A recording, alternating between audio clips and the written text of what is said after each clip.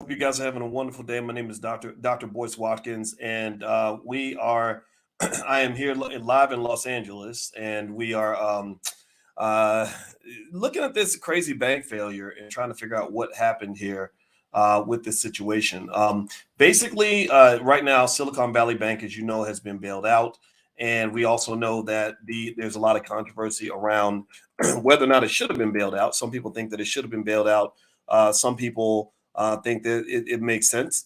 And so ultimately, this bailout is one of the talking points in terms of trying to figure out what is the appropriate direction to go into for this country. Well, let me just tell you all this. Here's a little secret about these bailouts. One thing about the bailouts that's really interesting is that there's a lot of economic panic. A lot of people are freaking out about it, as they rightly should. Bank bailouts are nothing to sneeze at. They're nothing to play with. It's really something that you want to be aware of. But one of the things that you may not know is that there's actually an interesting reverse effect that occurs with this kind of economic tragedy. Sometimes when you get too much government intervention and manipulation of financial markets, you start to change the physics of finance. You start to get to the point where up is down and down is up. Good news is bad news is good news. So here's the crazy thing. Now, give me a yes if you've been following throughout this year, as we've been talking about how interest rate increases have been pretty much kicking the economy in its butt. How many of you have been kind of following that? And we've been talking about rate hikes in terms of what that's done to the economy, and how that's kind of slowed down your stocks. This has been a really tough year to be an investor. I know a lot of you that are in our stock market class. By the way, we meet tomorrow. You can go to boycewatkins.com if you'd like to do a free trial. A lot of you, have been frustrated, rightfully so, because this has just been a crappy year to be an investor in certain ways. Now, those of you who are in the Prime program, we were able to kind of figure out how to generate some income by selling stock options, things like that, engaging in bearish strategies. But even then, you might have lost some equity value. And my heart goes out, and I've encouraged you to stick to it, because sometimes the market just has a bad year. Well, one thing that a lot of people don't know, and a lot of people have not talked about with this bank run situation, is that this might, ironically and oddly enough, actually improve the value of your stocks. Yeah, it might actually cause the value of your stocks to go up. Let me explain why. Well, the Federal Reserve has been hammering away, increasing interest rates, increasing, and that has caused stock prices to go down, right? Just going down, down, down, down, down. And basically, they've been hiking up these rates and everything, right? And what that did was that created the run on the bank, because what happened was Silicon Valley Bank had invested a lot of their depositor money in a lot of these long-term government bonds that were dropping in value because the Fed kept hiking up short-term interest rates, right? Well, what's interesting is that now that this has occurred, now that you've had a run on the bank, now that you've had a crack in the financial system, now that you have a liquidity problem, which is a very scary issue. Liquidity problems are almost as bad as just general economic problems. Losing liquidity is almost as bad as losing wealth. Liquidity is access to cash when you need it. Like, imagine if you had a house that's worth $500,000, but you need $3,000 to pay your mortgage by Tuesday, or you're going to lose your house. Well, it's time that is your enemy, not so much money, because you're a wealthy person. You just don't have access to that wealth. So that's liquidity. That's a liquidity issue. A lot of businesses have liquidity problems, and liquidity is really liquidity is really the thing that they're worried about. So basically, what's been going on is ironically that now that this run on Silicon Valley Bank has occurred, now that they've had to bail out this bank, and now that they've kind of had this financial emergency that's taken place, a lot of people expect or anticipate that the Federal Reserve may actually not do what they were going to do with their next rate hike campaign. On March 22nd, they were actually going to increase interest rates again by another 50 basis points. A lot of experts, including I think JP Morgan and some other analysts, are saying that they may not actually go through with it, right? It's almost like your mama was going to whoop you again. I don't know if anybody grew up getting whoopings when you were little, but imagine if your mama was going to whoop you, and then somebody comes and tells your mama that you had a hard day at school, and your mama decides not to whoop you anymore. Well, that's what's going to happen, at least according to some experts. They believe that the Federal Reserve, that was sort of banging away on the economy, just trying to destroy inflation, well, suddenly a bigger villain popped into the room. That villain was fear. That villain was a lack of liquidity. And now that the bigger villain has come into the room, there's belief that they may not actually go after the original villain, right? So, like, imagine if you're fighting with your sibling and then suddenly a gunman comes in the room and the gunman's trying to kill the whole family. Well, you're going to stop fighting with your sister and you're going to go fight the bigger enemy, right? Does that make sense, right? So ultimately, the bigger villain right now is liquidity. The bigger villain right now is fear. Fear is what caused the run on that bank. And now that you've had a run on the bank, now that you've seen some consequences of a very poor planning on the part of Silicon Valley Bank, and a lot of controversy that's occurring right now as a result of this bailout. A lot of people don't feel this bailout was called for. There's going to be a lot of debate about that because the other question is, well, if you do it for them, are you going to do it for everybody? Because let me just tell you this is another thing that people don't talk about yet. They're not going to talk about it until after it happens. They're not going to talk about it until it's something worth talking about. But I want to train you to be proactive, not reactive. Proactive people are the ones who are good investors. Reactive people show up late to the party. Okay, so here's what, in a proactive fashion, I want to mention to you that media maybe isn't talking about as much as they should.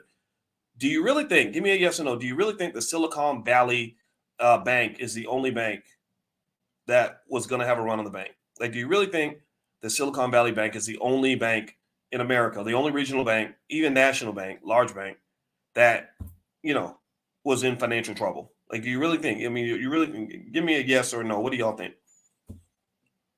No, Silicon Valley Bank is not the only bank. There's a whole bunch of them. There's a whole bunch of them. This is in finance what I call a pregnant moment. If you sit with me in class, you'll know a pregnant moment is when something big's about to pop off. You just don't know what it is. Something's going to happen. Something's about to go down. It's like that part of the movie where the music starts slowing down and the lighting changes, and you just know that something big is about to happen. So there is a lot of stuff beneath the surface that they're probably trying to keep you from finding out about because they don't want you to panic. In order for the economy to function, they need at least a couple of things. They need people that are willing to buy products, right? Scared people don't buy things. Scared people hold on to their money. So they need you to feel safe so that you aren't aware of the risk so that you will continue to buy things. And they also need people willing to invest. They need companies willing to, hire and make investments and all that because it'll shut down if there is too much fear in the system. So right now, I think that what the Federal Reserve is probably going to do, I don't know. Nothing's guaranteed, but I wouldn't be surprised if they do not hike interest rates or if they do just 25 basis points at the next meeting just to show some sort of commitment to fighting inflation. But they understand that if they go too far, it can get bad.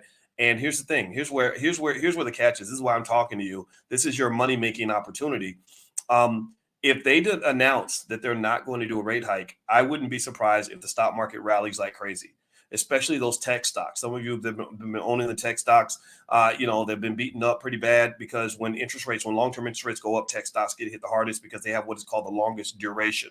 Duration is basically the length of time it's going to take for you to get your money. So these long duration assets get hit the hardest when interest rates go up. So now that these rates might go down or they won't go up as fast as they thought, well, guess what? Tech stocks, kaboom.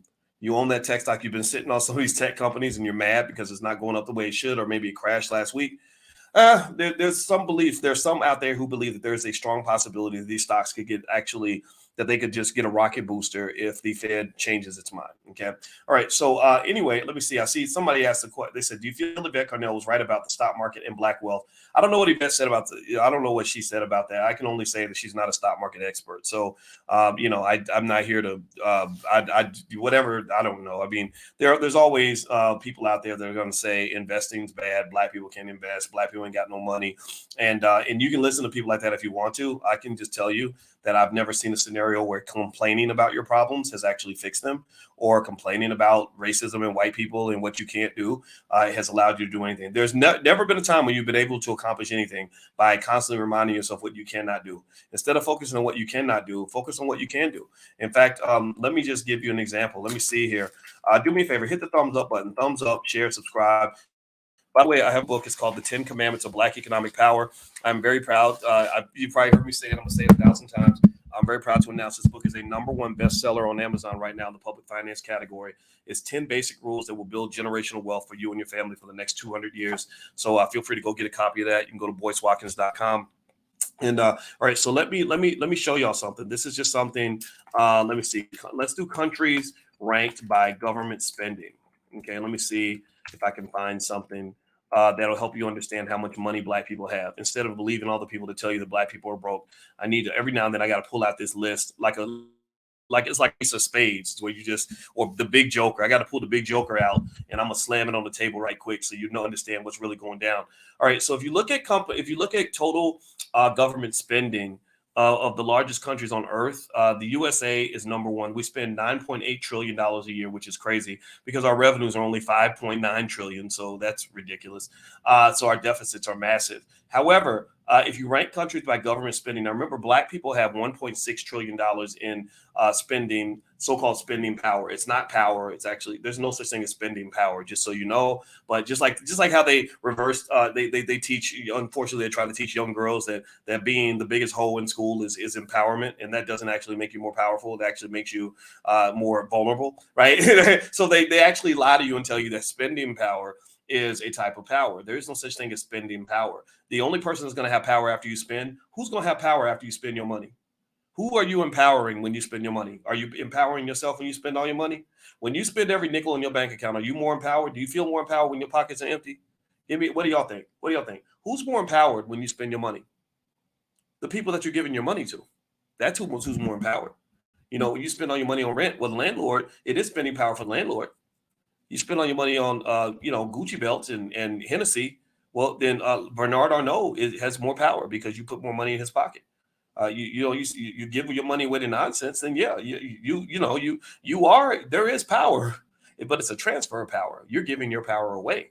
So never ever let anybody convince you. And I love Black enterprise. I got friends over there, but y'all need to stop using that term spending power. Ain't no such thing as no damn spending power. It's power. Well, better yet, it is power, but it's not your power. It's the loss of power.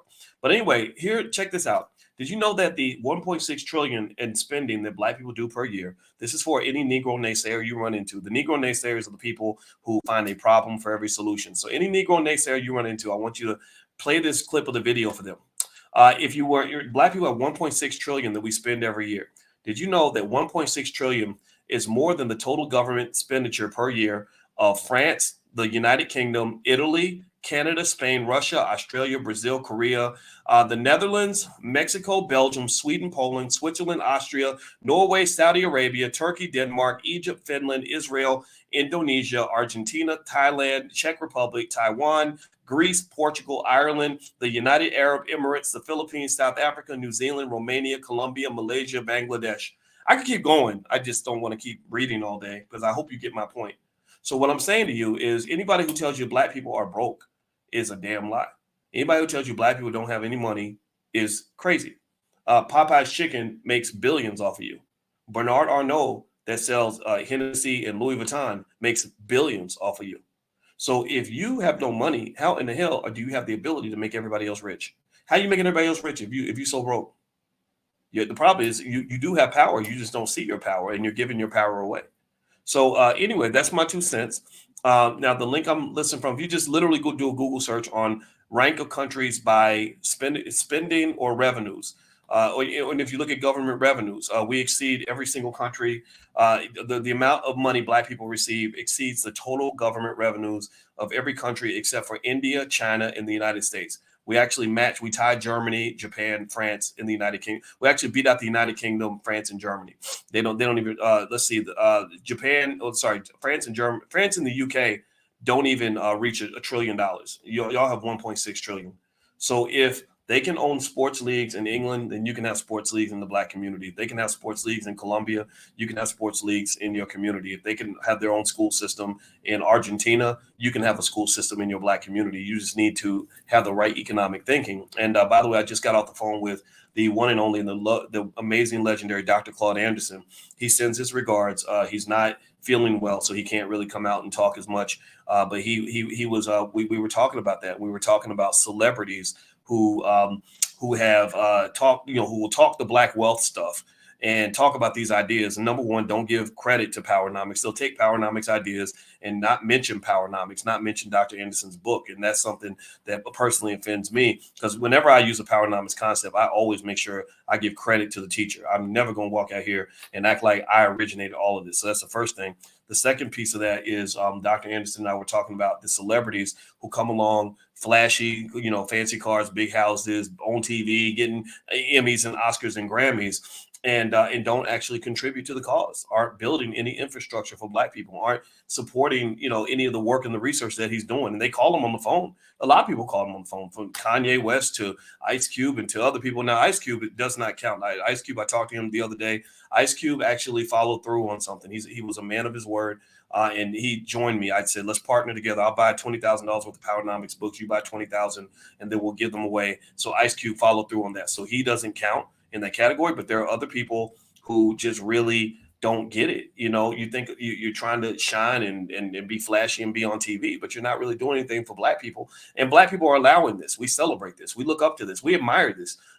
So ultimately, a lot of the Black wealth problem is a self-esteem problem. You don't love yourself and love your children enough to command and demand that the celebrities who claim Blackness aren't actually giving back to the community, not giving back, but at least investing back. You're not even expecting that. You expect nothing from them. You're just happy because somebody got an Oscar or a Grammy. I don't give a damn about Oscars and Grammys and all this other stuff. I know this stuff is made up. I know this is made up. So ultimately, what I would just encourage you to do is believe in yourself. You got to believe in yourself. If you think that building wealth is only for white people, then guess what? White people are going to have all the wealth. Because if you don't believe that it's for you, then you're never going to study it. Why would you try to do something that you feel like you're naturally bad at? Well, if you feel like you're naturally bad at it and you never try, then you're going to fail, because you never put any energy into it. The only things that can succeed are things that you put energy into. So you don't put energy into it because you don't believe you can do it. And then you fail. And then you say, see, I told you I wasn't no good. Well, of course you're no good, because you told yourself you weren't no good, which affected how much energy you put into it. So put energy into the things that you want to manifest. If you want to have money, then study money, learn about money, get around situations where people are able to make money, and then you'll get better at making money. It would be silly for me to say, I want to win a Super Bowl next year, and I've never played football before. I've never thrown a football, never seen a football. I don't know defensive strategies, don't know offensive strategies, never trained for 1 minute, but I want to win a Super Bowl because God said he's going to give me a Super Bowl if I keep praying long enough. That's how crazy we look when we sit around and hope that we can have wealth, and we don't actually understand the strategies that come with building wealth. It's a skill. It's just like basketball. You got to pick up the skill. You got to get on the court. You got to practice every day. And then eventually you become the Michael Jordan or the LeBron James. That's how you do it. Okay. All right. So that's it, guys. I'm done talking. Do me a favor. Thumbs up, share, subscribe. If you haven't done it yet, my website is boycewatkins.com. On that website, I have financial workbooks for children of every age group. We spent 3 years putting those together. I also have a training called How to Make Money Without Working that you can find on my website. And of course, you guys know about my new book called The 10 Commandments of Black Economic Power. I spent the whole weekend teaching on this book in LA, and we spent 2 straight days doing a Black Wealth boot camp in Los Angeles. And I couldn't even go through. I got through 5 of the commandments. So we're going to do the other 5 in a Zoom, because I couldn't get through them all in the weekend. But literally, I think this book is very, it's one of my favorite books, because this is where I put my foot into it. I really I wanted to put together something easy to learn that would have a huge impact on your family. And I encourage you to just take a look. And also, I'm happy it's an Amazon bestseller right now. So feel free to go take a look. You can buy it on Amazon. You can buy it on my website. Totally up to you guys. All right. So have a good day. God bless you. And please hit the thumbs up button on your way out. I'll check back in with you a little bit later, maybe before I get on my plane. I'm about to fly out of LA to go back to Chicago tonight. Talk to you guys soon. Be good. Peace.